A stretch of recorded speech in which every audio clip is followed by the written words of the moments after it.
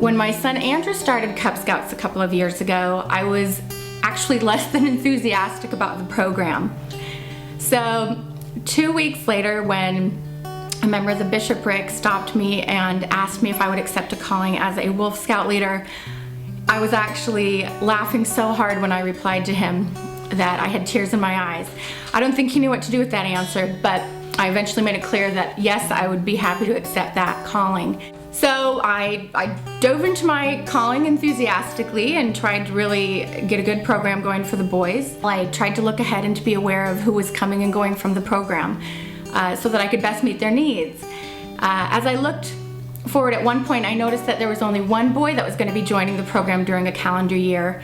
And that was of concern. To only have one boy in the program meant that there weren't going to be the opportunities for interaction that I think really make the program fun for the boys. As leaders, we tried to discuss what we could do to make it a worthwhile experience for Blake, and after a lot of pondering and talking to other Cub Scout leaders, we concluded that we would probably combine with another den in the area, either from a nearby troop or maybe from within our own troop, a different age group. I had a very distinct feeling that the answer was not to combine with another Cub Scout group, but to try to find other boys whose lives would be blessed through the Cub Scout program. I talked to the other leaders about it, and they were excited about the idea, so we set to work. Well, she just has a great touch with everybody, but I think that she also, at some point in that process, caught the spirit of being able to reach out to especially other non-member boys in order to grow her pack. And she, I remember at one point there was talk about our pack's so small, should we combine with another ward or another area?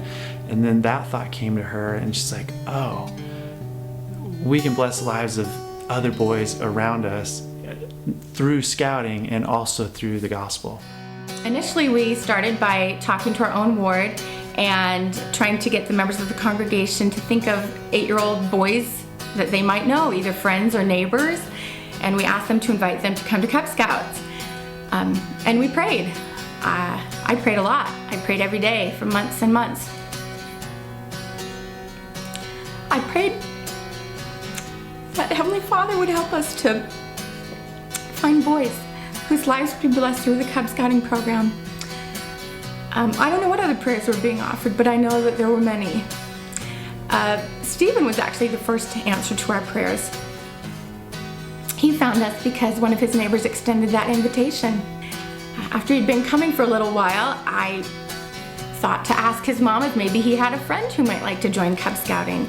She said she thought he did. So then Elijah started to come with us, and pretty soon Gabe was coming to Cub Scouts with us. And then a few months later, his brother Isaiah had a birthday, so he joined Cub Scouts as well. These days, their dad Daryl's even the Weevillows leader.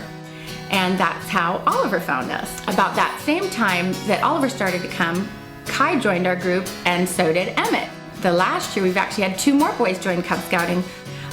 Within about a year of me receiving that prompting to try to grow our program through boys outside of our church, we had 7 non-members who were coming with us to Cub Scouts, which was actually more than the amount of boys who we had from church going to Cub Scouts. Their boys meet with us each week, and obviously they play together with our boys, they're learning with our boys, they pray with us, and the leaders and parents work together to try to help the boys to attain their divine potential. I think too that the Lord wants to use us, and if we are willing servants, He will help us to achieve success through His programs.